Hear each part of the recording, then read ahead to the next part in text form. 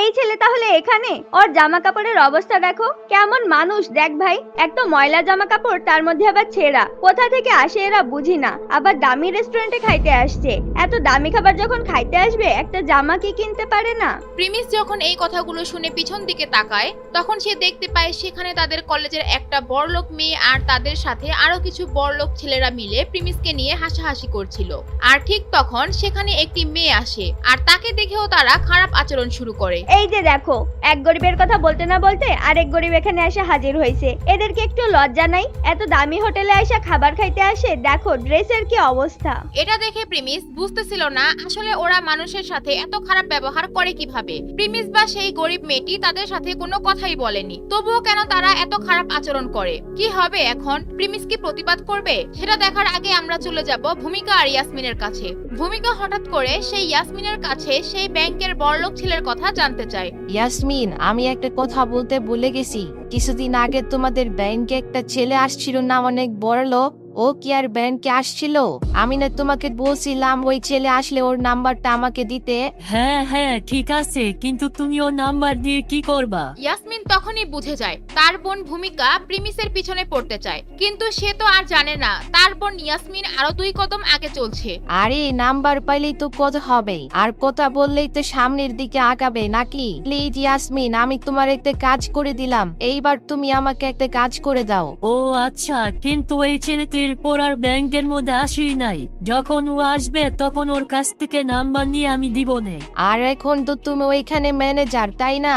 এখন তো তুমি চাইলেই ডকুমেন্ট থেকে নাম্বার কালেক্ট করে দিতে পারো। আরে না ভাই, আমাদের এইভাবে কাস্টমার নাম্বার লিক করে এলাও না। তুমি তো জানো সবার একটা প্রাইভেসির ব্যাপার আছে। আচ্ছা ঠিক আছে ভাই, কিন্তু আমি ওই ছেলের সাথে কথা বলার জন্য অনেক এক্সাইটেড। আমার মনে হয় ওই ছেলে অনেক হ্যান্ডসাম হইব, আর যদি তা না হয় তাহলে কি, টাকা তো আছে। আর ওই ছেলে যদি অভিজিতের মতো বড়লোক হয় তাহলে তো কোনো কথাই নাই, তোর আর আমার ভাগ্যই পাল্টে যাইব। এই কথা শুনে ইয়াসমিন উপরে উপরে হাসি দেখাচ্ছিল, কিন্তু মনে মনে সে ভূমিকার উপর রাগ হচ্ছিল। ভূমিকা না জেনে প্রিমিসের মতো একটা বড়লোক ছেলে তার বোনের জন্য ব্যবস্থা করে দিয়েছে, অথচ সে জানতো সে যেই ছেলের খোঁজ ইয়াসমিনের কাছ থেকে জানতে চাইছে সেই ছেলেটি প্রিমিস, বেচারা ভূমিকা। এইদিকে প্রিমিস যে রেস্টুরেন্টে খাবার খেতে গিয়েছিল, সেখানে যে মেয়েটিকে বখাটে স্টুডেন্টরা অপমান করছিল, সেই মেয়েটিকে দেখার চেষ্টা করছিল প্রিমিস। এই সবাই দেখো, এই যে মেয়েটাকে দেখতাছো, এই মেয়েটার নাম রাধিকা। আমাদের কলেজের সব থেকে বড় লোকের মেয়ে, নিচের দিক থেকে। এই মেয়ে এত বড় লোক যে প্রতি বছর তার পড়াশোনার জন্য স্কুল থেকে স্কলারশিপ দেয়। মজার ব্যাপার হলো, কলেজ থেকে ওকে পড়ালেখার জন্য যে টাকা দেয়, এই ম্যাডাম সেই টাকা খাওয়ার পিছনে উড়ায় দেয়। এত দামি রেস্টুরেন্টে খাবার খাওয়ার জন্য তোমার কি শরম করে না? আরে ভাই, এই মেয়ে তো সবাইকে দেখায় সে অনেক গরিব, কিন্তু এই রেস্টুরেন্টে খাবার খাওয়ার জন্য টাকা কই পায়? This is too much. গরিব হওয়ার নাটক করে তুমি এইভাবে টাকা উড়াইতেছো। আর সেখানে থাকা মেয়েটা রাধিকার সাথে খারাপ ব্যবহার করতে থাকে, আর তার জামা কাপড় আর ব্যাগ ধরে টানাটানি শুরু করে দেয়। এইভাবে কিছুক্ষণ ধস্তাধস্তি করতে করতে রাধিকাকে মাটিতে ফেলে দেয়। আর এইবার প্রিমিস প্রথমবার রাধিকার চেহারা দেখতে পায়। রাধিকার এই অবস্থা দেখে কলেজের বদমাশ পোলাপানগুলা খুব মজা পাচ্ছিল। প্রিমিস দূর থেকে দাঁড়িয়ে এগুলো দেখছিল, কিন্তু কিছু বলতে পারছিল না। কিছুক্ষণ পর রাধিকা সেখান থেকে উঠে একটা টেবিলে গিয়ে বসে, আর তখন একজন ওয়েটার এসে তাকে জিজ্ঞেস করে, এই যে ম্যাম, আপনি কি কিছু অর্ডার করেছেন নাকি করবেন? না, আমি অর্ডার করিনি, তবে আমাকে একটা বার্গার আর একটা লাচ্ছি প্যাকেট করে দেন, আমি পার্সেল নিয়ে যাব।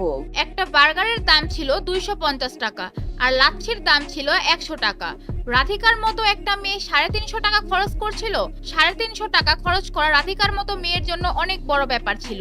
যখনই রাধিকার অর্ডার সেই বড়লোক মেয়েরা শুনছিল, তারা সাথে সাথে রেগে যায়। আবার এত টাকা খরচ করতেছে একবেলা খাওয়ার জন্য? ওর নামে তো কলেজে কমপ্লেন করা উচিত। ওই স্কলারের টাকা দিয়ে এইভাবে খাবারের পিছনে ভাঙতাছে। আমরা এত টাকার জিনিস খাই না, আর এই মেয়ে দেখো কত টাকা নষ্ট করতেছে। আর এই কাহিনী তো ভিডিও করে ভাইরাল করে দেওয়া উচিত। ওইখানে থাকা বদমাশ পোলাপানগুলো রাধিকাকে আবারও অনেক অপমান করার চেষ্টা করছিল। তাকে এই অপমান থেকে বাঁচানোর মতো কেউ ছিল না, কিন্তু রাধিকা তাদের অপমান করা দেখেও তার মন খারাপ হচ্ছিল না। যখনই ওয়েটার তার পার্সেল নিয়ে তার সামনে নিয়ে আসে, সে অন্য কোনো দিকে না তাকিয়ে ওই পার্সেল নিয়ে সোজা ওখান থেকে বের হয়ে যায়। যখনই প্রিমিস ওকে ওখান থেকে বের হয়ে যেতে দেখে, সে অনেকটা স্বস্তি পায়। প্রিমিস দেখছিল রাধিকার অবস্থা তেমন ভালো না, এরপরও রাধিকা এত দামি খাবার সাহস করে অর্ডার করেছিল। আরে দেখো দেখো সবাই, এখানে আরেকটা ভিখারি আসছে। ওই মেয়ের মতনই অবস্থা। আমার মনে হয় এই ছেলেও ওই মেয়ের মতো কলেজের স্কলারশিপের টাকা উড়াইতে আসছে। এই দুজনের দেখা তো মনে হয় না এরা দুজন কাপড়। প্রিমিস দেখলো এইবার সেই বদমাস ছেলে মেয়েগুলো প্রিমিসের দিকে নজর দিয়েছে। তারা রাধিকার সাথে যে খারাপ ব্যবহার করেছে সেটা দেখে প্রিমিস ওদের সাথে আর কোনো জবাব দিতে চাচ্ছে না। প্রিমিস কোনো অর্ডার এখনো দেয়নি, তাই সে আর অর্ডার না করে সেখান থেকে বের হয়ে যায়। যখন প্রিমিস রেস্টুরেন্ট থেকে বের হয় তখন সে দেখে রাধিকা তার সামনেই আছে। প্রিমিস বুঝতেই পারছিল না আসলে রাধিকা কেন এই বার্গার আর লাচ্ছি কিনলো। রাধিকা সামনে হাঁটছিল আর প্রিমিস তার সন্দেহ দূর করার জন্য তার পিছে পিছে যাচ্ছিল। রাধিকা হাঁটতে হাঁটতে একটা জায়গায় গিয়ে বসে। সেখানে তেমন কোনো লোক ছিল না। প্রিমিস এটা দেখে সে একটা গাছের পিছনে গিয়ে লুকায় আর সে রাধিকাকে দেখতে থাকে। এরপর রাধিকা তার বার্গার আর লাচ্ছি খেতে থাকে আর সে খেতে খেতে কান্না করে দেয়।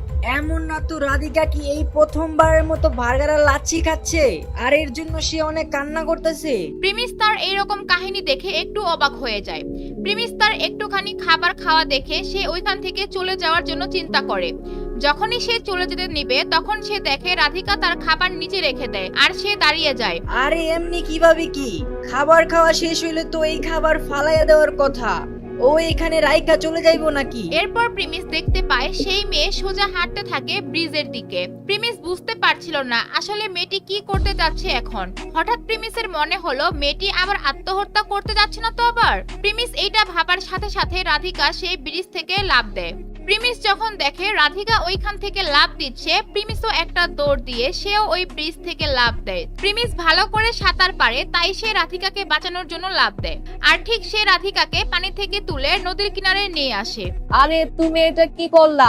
ছাড়ো আমাকে, আমাকে যাইতে দাও। তুমি আমাকে কেন বাঁচাইলা? রাধিকা প্রিমিসের থেকে ছুটে নদীতে যাওয়ার জন্য বারবার চেষ্টা করছিল, কিন্তু প্রিমিস তার হাত শক্ত করে ধরে রাখে। তুমি আমাকে কেন বাঁচাইলা? তোমারে কে বলছে আমারে বাঁচাইতে? তুমি কেন আমার পার্সোনাল ম্যাটারের মাঝখানে আসলা? রাধিকা কান্না করতে করতে প্রিমিসকে এগুলো বলছিল। তার সারা কাপড় পানিতে ভিজে গিয়েছে আর সে কান্নাও করছে। এটা দেখে প্রিমিসের তার প্রতি অনেক দয়া হয়। আরে আমি তোমাকে কেন বাঁচাইলাম? প্রিমিস নদীতে ঝাঁপ দিয়ে তাকে বাঁচাতে গিয়ে অনেক হাঁপিয়ে গিয়েছে, কিন্তু প্রিমিস একটা জিনিস বুঝতে পারছিল না আসলে রাধিকা এগুলো কেন করছিল। কিন্তু তারপরও তখন তার মাথায় শুধু এইটা কাজ করছিল, একটা মানুষকে এইভাবে চোখের সামনে তো আর মরতে দেওয়া যায় না। এখন কি হবে? সামনে কি রাধিকা প্রিমিসের সাথে খারাপ ব্যবহার করবে?